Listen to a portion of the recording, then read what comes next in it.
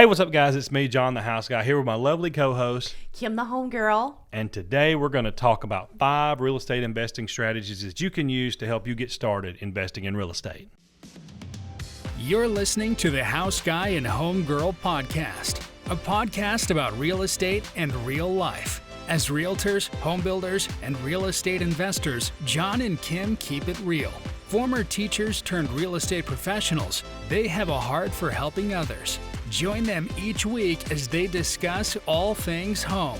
And now, here's your hosts, John and Kim. So Kim and I really believe in real estate as an investment tool that can help change your family tree.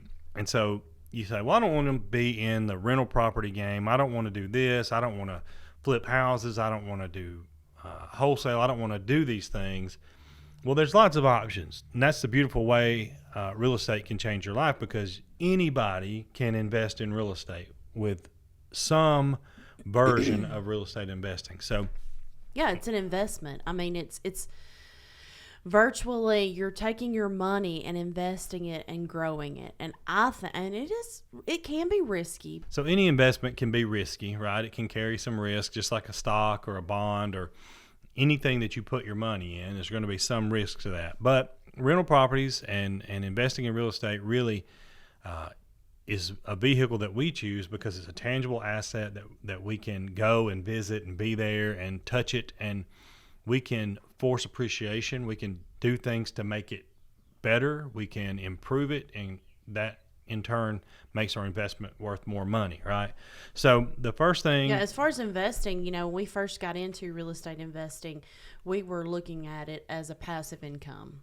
How can we grow our income passively and not necessarily, go and clock in somewhere and get a paycheck for it. And so we've created this passive income via rental property. Okay, that's one of the ways that we invested in real estate.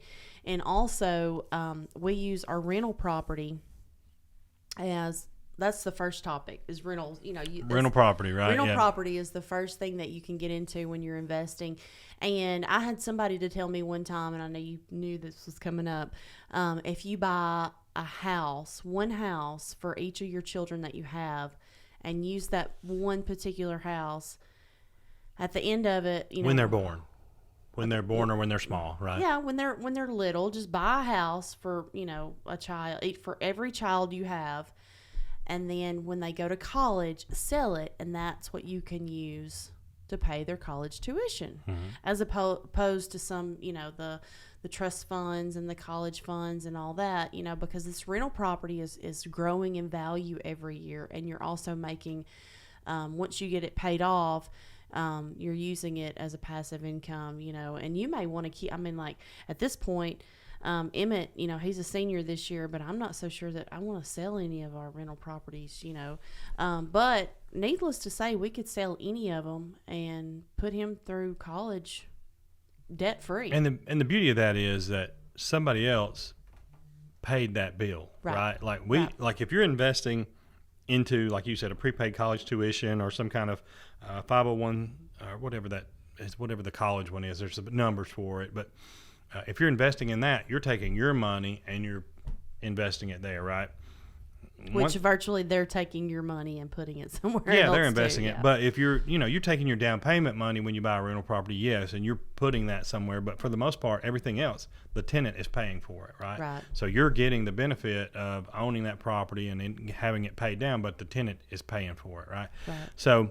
Well, as far as rental properties, we bought several rental properties years ago, and I did the Dave Ramsey strategy on them, and basically did the snowball effect on them, which I paid all the, I used once I got everybody's rent in, which was way more than the actual payment. I would pay the property tax and insurance and the note on the house, and anything extra I would pay to the lowest mortgage balance. And I paid off a couple of houses just doing that like that, because I had that extra in there, and I'm a real stickler for, if this money is for that particular fund or whatever, it stays in that fund. And so that's what I would recommend if you're wanting to get into the rental business. Use Dave Ramsey's strategies and pay off those houses, because inevitably, which we'll come and talk about one of those strategies in a second, we're able to go to the bank and take out more money on that house that's paid for and buy another house, So real estate investing is pretty interesting altogether, because you can really, like you said, you can really change your family tree. Oh, yeah, and there's more than one way to skin a cat, right? There's a ton of different strategies you can use, active and passive, right? So a lot of people, you may be scared of getting rental properties, and, do your research. If you have any, this one right here is a pro at investing and where to buy, and I would just call him, because he's done his research and he's read the books and he knows the areas, and I would call John Wright if you are interested in growing your rental properties. Oh, investing in real estate in general, right? Right. Next strategy we'll talk about, we had that problem you were talking about when we started getting involved with investing in real estate. We had that problem that all the teachers have, which is we don't make enough money. We need to make some more money. Right. So the very first thing we did before we owned any rental properties, we were flipping houses, right? So fix and flip. It's a great strategy. There's lots of TV shows and all kinds of stuff. I guarantee you it doesn't happen in 30 minutes or less like it does on TV. There's lots of things you have to consider when you do a fix and flip. Number one, where you make your money. They're not as good as they used to be, but you can still find a flip.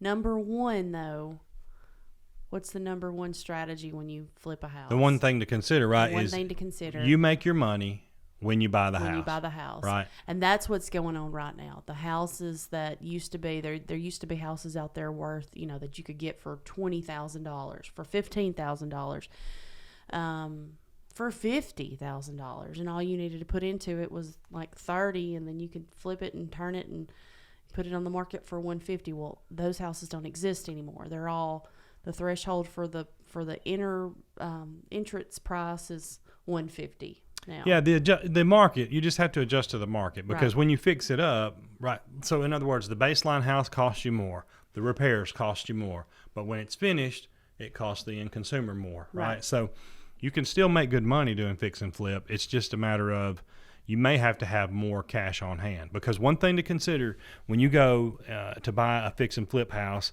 if you're going to have to do a lot of repairs, the bank isn't going to give you the money to do the repairs. 9 times out of 10, 99 times out of 100, they're going to give you whatever the value of the house is as it sits, right? They're not going to give you the extra money. So you're going to have that cash on hand, or you're going to have to make some repairs yourself, earn it with some sweat equity to do that first flip, and then hopefully it's profitable, and from then on you've got the money you need to do your repairs. But that first one is the hardest one, I think, to get under your belt, because they're not giving you any extra money to do the repairs with. Right. So the next strategy we want to talk about is wholesaling. Now, wholesaling is kind of a foreign subject to a lot of people, because it is one of the easiest ways to get into real estate investing from a money standpoint. It doesn't really cost you any money other than advertising, but it's also one of the more difficult ways, because you have to really comb through a lot of deals to find one. So basically what wholesaling is you go out and you find owners who have distressed properties. Maybe they're in pre-foreclosure, maybe they're out of town and their house has been rented and trashed, and now they just don't want to deal with it anymore, so it's sitting vacant.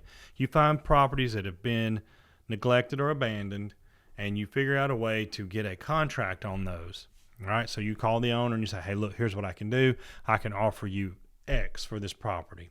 Once you have that under contract, then you have a list of investor clients or investors that are buyers, and you contact them and say, I've got this house under contract for X. I want to sell it to you for Y. And in the middle, that's where you make your money, right? Mm-hmm. So you may mark it up $5,000, $10,000 and sell it to them. You never had to have any money, because the way you set that up is on closing day, you close the property, and then the new end buyer is there. They close the property, and at the end of it, you never had to touch the keys. You never had to go inside the home. You walk away with a check from the closing. Because you were the middleman to go, you found the property. And believe it or not, wholesaling goes on every day in the Shoals area.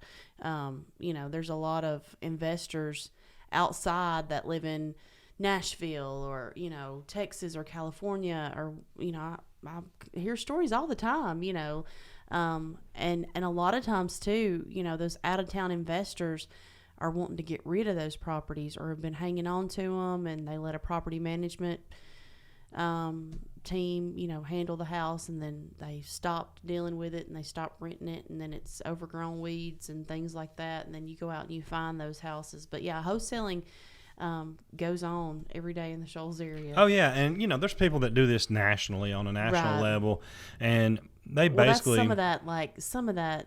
I remember those little infomercials like, call me, I can show you. Yeah, like there's all kind of like, well, that guy's name, Ron Lepre or something like that. That's kind of like what some of that was, wholesaling and things like. But I mean, there is money to be made in that, but they are like, you really have to know some tricks and things like that. Well, the big thing is that, and you see these signs all the time, we buy houses for cash, we buy ugly houses.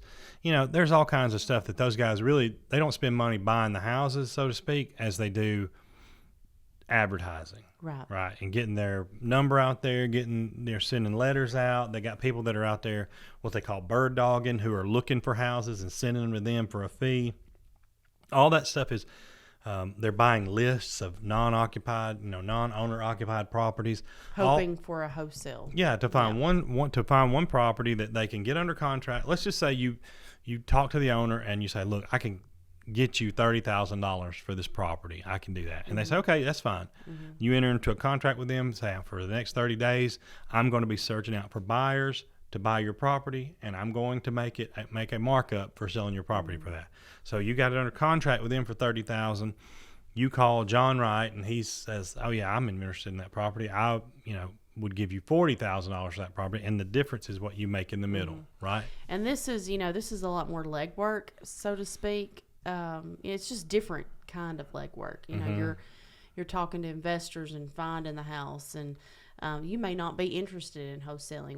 We've not really ever wholesaled a house just because. No, but it's a strategy that people can use, especially if they have low funds and they don't have a down payment for a fix and flip, or the money for a rental property. If they've got time on their hands, yeah, absolutely. Okay, let's go to the next one. The next one is something that we don't have a lot of experience with, actually none, but it is a strategy that you can use. That's vacation rentals, right? Airbnb, VRBO. But you have researched this and researched I have, areas. and I do have clients that do it, right? I do have some clients that do it. Vacation rentals, short-term rental. Basically, we talked about at the beginning, rental properties, which is where you put somebody in there on a long-term lease for a year lease, and they pay you rent every month. Vacation rentals are a little different because either they're in your neighborhood, you might find it. Basically, you're just owning a very small hotel, right? If it's one property or a multi-family property or something like that, or if you own a beach house or a vacation property somewhere that is a tourist destination. But those vacation rentals are short term, so you're going to be dealing a lot more with. If you're looking for something that's passive, unless you're going to put those on management. And a lot of people do use property management, and the way property management would work in a vacation rental type situation, they take a percentage of your payment. Yeah, percentage of the gross, right? And then you get what's left. But the real lucrative way to make money with that is managing it yourself, right? And then that really is time consuming because you got to answer all the Airbnb questions. You got to deal with all the check-ins, check-outs, the cleanings, the maintenance, have a handyman go over there between, stays and stuff like that. So it is more involved unless you put it on management. And then the deal with that is if you put it on management, what I've been told with people that own these properties is if you put it on management, really the best you can hope for is to break even, right? So if you buy a beach house and you put it on management, they're going to charge you a higher percentage rate than, say, a long-term rental management company. But you have an opportunity to break even. So if I told you could put a down payment in, not ever touch it, let a management company handle it, and you could own a beach house while somebody else paid for it. Sounds like a great... Right, you're not going to have as much passive income, but you're going to have a beach house at the end of the day. Sounds like a great plan, right? I mean, that sounds like a great... right, still, you've got property that you own. Yeah, so if you're looking at it from a... I don't need the money right now. I don't need cash flow every month. I just want to own this beach house so I can retire there. That's a great way to do it. Right. Right. Yeah, and with the property management, if you did it that particular way. Mm-hmm. Yeah, and from what I've read and understand, If you're managing it yourself, they're very lucrative. You can put $20,000-$30,000 a year in your pocket from owning a vacation rental and managing it yourself. But it's like a job, you know. But you have to find, like I was saying with you, you've researched places where to buy vacation homes, and you continue every day to look. You know, I know you send me stuff all the time. Look at this, look at that. You know, and they're kind of, they constantly are on the uphill tick of, you know, just like homes here, you know, we're increasing value. You know, they just increase. If we would have bought a beach house 5 years ago, Oh my goodness, yeah. there's so much. I mean, just y'all, like, here's the deal with real estate investing. Like, if you could just go back in time 5 years, you would buy everything. That's right. And so treat that as, you know, if you really want to invest in real estate property, do it now. Do it now. Look, you know, try to get your finances in order. It's really, I mean, it's doable. It really is. As long as you pay your bills on time. I mean, you can't have a bad credit score and all that and then try to go out and buy a rental property. But it's very doable. But I'm telling you, 5 years from now, these houses that, you know, are worth X amount of dollars will be, you know, oh my goodness. I think about, be worth. you know, we went to Panama City and looked at those condos that one time. We went down there and it was like, well, we're going to really consider this. And do you remember how much they were? yeah, I do. Absolutely, I do. It was a 2-bedroom condo on the beach, first floor, in a nice condo unit, you know, nice condo development, right outside the pool, right? Oh, was that the, I remember that one. $185,000. Oh, my word. Could have bought it for $185,000. Of course, you know, you're talking about probably 7 years ago, right? Same condos now are like $450, right? So you're talking about more than double your money. And, you know, we didn't do it ultimately, and it wasn't the right timing for us, you know, and all that. But we have always talked about that. And then, but now our thing is we want to sell our rental properties and just go into vacation rentals. We may do that too. You know, that's a risk. You know, it's a mitigated risk that you're talking about taking. But I mean, bottom line is, if we could go in a time machine, we would figure out how to buy that property, because now we would have had all those years of rental income, right? So you're talking about all those years somebody would have been paying for it, and now it would be worth $450, and we paid $185 for it. You know, so there's benefit there. All right, let's go to the last one. Let's wrap this show up for today. So the next one, the very last strategy we want to talk about, is the BRRRR strategy. Now, you are an expert at this. We actually use the BRRRR strategy. So what is the BRRRR strategy, John? BRRR, right? So BRRRR, BRRR. Buy a distressed property, rehab it, rent it, and refinance it, right? So basically what happens is you go out there and you find a property that you can buy that needs a lot of work, right? And then you bootstrap it. You go in there and you figure out how to do the rehab. Once you've done the rehab, cost-effective rehab. You don't put, you know, the nicest of nice in there. Oh, right. Yeah. You definitely want to make it, you know, you want to make a nice rental property, but you don't have to go overboard. You don't want to overspend on your renovation. Then you rent that property out for the market rent. And between there, let's just say that you bought the house for, let's use an old illustration, right? Because you can't do this anymore. But let's just, for the sake of easy cut and dry numbers, you bought the house for $50. You put $25 in the renovation, so you're $75 all in, right? But now you have a rental property that will rent for $1,000 a month. So you put a renter in there for $1,000 a month, and you go to the bank and you say, "Hey, I'm ready to refinance this property," right? Now, depending on where you go, you already have a note on it. You already have a note at $50,000. Yeah, or you bought it with cash. Or you bought it with cash, Yeah, but more than likely you've got a note. If you've got a loan, that's one thing, right? But if you've used your $25,000, so you're all in for $75,000. You got a renter in there for $1,000. Some banks, before you can refinance, are going to ask you to do what they call season it, right? So you're going to have it rented for a year. Our particular bank doesn't require that, but some do. When you go to the end and you got that renter in there, then you refinance. So then at that point, the bank comes through, they look at the repairs you made, they look at how much rent you're making, and they're going to tell you, okay, this property is worth $150,000. Just say, for the sake of raw numbers, $150,000. So now you've got $75,000 in a property that you can refinance for $150. So that difference in there, you can take that money out now, and you can go do it again, because that difference is $75,000. Now you can go buy another house for $75,000 and do the same and exact do it again. thing.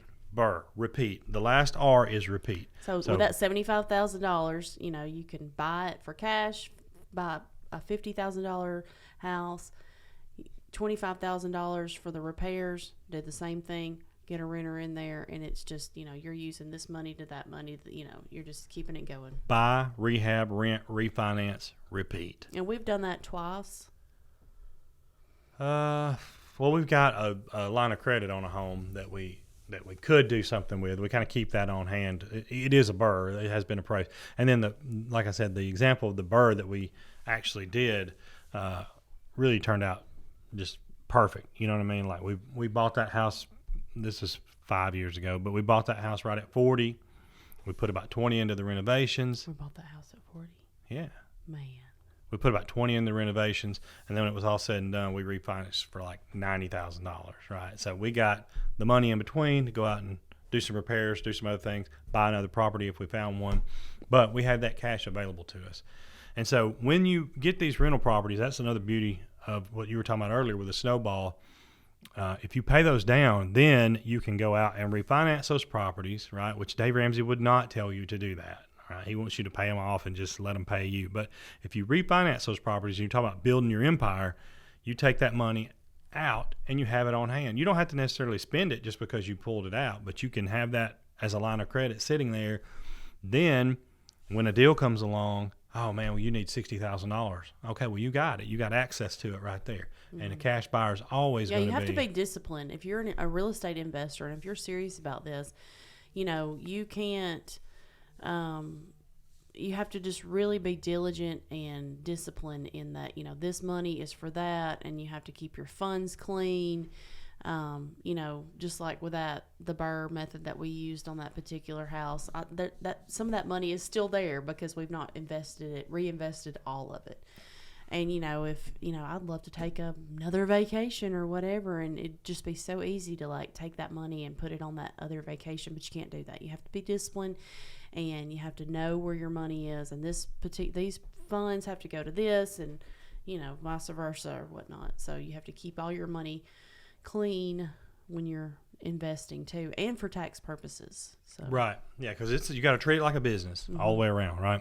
So. But at the end of the day, though, if you do choose one of these investing methods for real estate, I think 5 years from now, you're going to say, why didn't I buy more, you know, because knock on wood, you know, it's done nothing but make money, you know. I mean, it's just, you know, you look at all your tax assessments and things like that, and you're like, man, you know, you have something to show for it. It's not earning that little bit of money in like a little savings account or whatnot. You're actually like investing your money, taking it and investing it in real estate property.